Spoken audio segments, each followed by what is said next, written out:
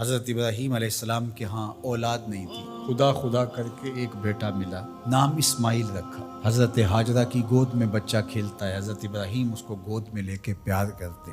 رب کا حکم نامہ آتا ہے، اس بچے کو لو اور اس کی ماں کو لو اور ایسی وادی میں چھوڑاؤ جو بے آب ہو گیا ہو، جہاں کوئی سبزہ نہ ہو، جہاں کوئی کھیتی نہ ہو، جہاں کوئی آبادی نہ ہو۔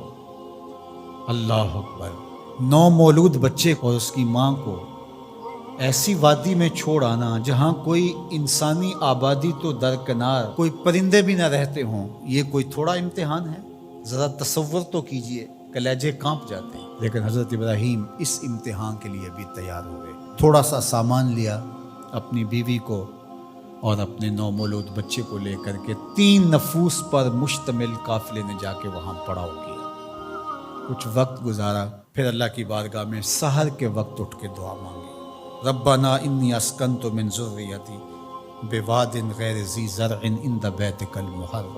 اللہ، میں اپنی ذریت کو، اپنی نسل کو، اپنی اولاد کو ایسی وادی میں تیرے آسرے پہ چھوڑ کے جا رہا ہوں جس وادی میں کوئی کھیتی نہیں، کوئی سبزہ نہیں۔ دعا مانگی، تھوڑا سا جو توشہ تھا، سامان تھا، سپرد کیا اور واپس پلٹنے لگے۔ حضرت ہاجرہ نے تمسکت بعزیالہ، آگے بڑھ کے دامن پکڑ لیا، کہا اس تنہائی میں، اس بے آب و گیا وادی میں چھوڑ کے ہمیں اس وقت کہاں جا رہے ہیں؟ کیا جواب دیتے؟ خاموش ہو گئے۔ تھوڑی دیر گزری، پھر قدم اٹھایا تو پھر بیوی نے دامن پکڑ لیا اور حضرت ہاجرہ بولی، اس وادی بے آب و گیا میں ہمیں چھوڑ کے کہاں جا رہے ہیں؟ حضرت ابراہیم کوئی جواب نہیں دیتے۔ ذرا تصور کیجئے، آپ بھی صاحب اولاد ہیں۔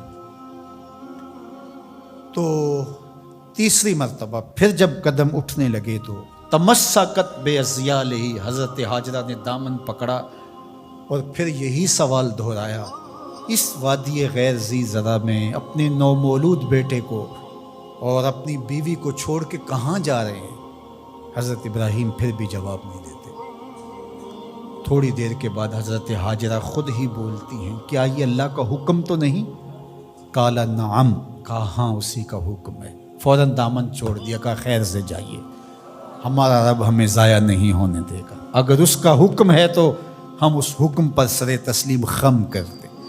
اگر یہ امتحان حضرت ابراہیم علیہ السلام کا تھا تو میری مائیں اور بہنیں بھی سن رہی ہیں اور آپ بھی ان جذبات سے آگاہ ہیں۔ ایک ماں کے لیے یہ کتنا بڑا حوصلہ تھا۔ اگر سلام ابراہیم کو تو سلام ہے سیدہ ہاجرہ سلام اللہ علیہا کو۔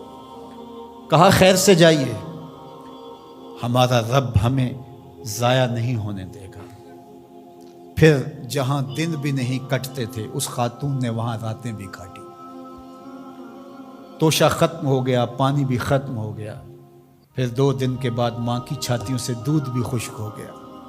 خود تو بھوک کاٹ رہی ہے لیکن بیٹے کی پیاس اور بھوک دیکھی نہیں جاتی۔ ایک چھوٹے سے پتھر کی اوٹ میں اسماعیل کو لٹایا اور خود پانی کی تلاش میں نکلی۔ ماں کی تڑپتی ہوئی ممتا کی کہانی دیکھو۔ اللہ اکبر! کبھی صفا پہ کبھی مروہ پہ 7 چکر کاٹتی ہیں۔ پھر جب 7ویں چکر میں مروہ پہ پہنچی، اطراف میں دیکھا، کہیں کوئی پانی کے آثار ہویدا نہیں ہوئے۔ گزرتے گزرتے بیٹے کو بھی دیکھتی تھی، نشیبی جگہ سے بھاگ کے گزرتی تھی، وہاں لال نظر نہیں آتا تھا۔ مروہ سے دیکھا، دور اوٹ میں پڑا ہوا بچہ تڑپ رہا ہے، لگا زندگی کی آخری سانسیں ہیں۔ مروہ سے دوڑ کے جو ہی قریب آئیں تو منظر بدلا ہوا تھا۔ وہ اسماعیل جو پیاس سے تڑپ رہے تھے، پیاس سے جب انہوں نے ایڑیاں رگڑی، خدا نے چشمے جاری کر دی، پانی پھوٹ نکلا، دوڑی اور منڈھیر کر دی اور کہا زم زم، رک جا رک جا۔ کہا کہ اللہ بھلا کرے سیدہ ہاجرہ کا، اگر وہ زم زم کہہ کے پانی کو نہ روکتی وہ پوری روئے زمین پہ پھیل جاتی۔ اللہ اکبر! یہ حضرت ہاجرہ کا امتحان تھا اور امتحان میں وہ بھی سرخرو نکلی۔ وہ کہا ہم قیامت تک تیرے قدموں کے نشان کو جلوہ گاہ بنا دیں گے۔ آج عمرہ ہو، حج ہو، وہاں کج کلا بھی دوڑتے دکھائی دیتے ہیں، بادشاہ بھی دوڑتے دکھائی دیتے ہیں۔ ان راہوں پہ پیغمبر بھی دوڑے ہیں، ولی بھی دوڑے ہیں، امام الانبیاء نے بھی سعی کی ہے۔ مالک کوئی دوڑنا بھی عبادت ہے؟ کہا جن راہوں پہ میری بندی دوڑی ہے قیامت تک ان راہوں کو جلوہ گاہ بنا دوں، اور ان پست قامت پہاڑیوں کو میں اپنی نشانیاں قرار دیتا ہوں۔ ان الصفا والمروۃ من شعائر اللہ، یہ اللہ کی نشانیاں قرار پائیں، عزتوں کے نشان بن گئے۔ اللہ اکبر۔ یہاں ایک ماں اپنے بیٹے کے لیے بےتابانہ دوڑی تھی۔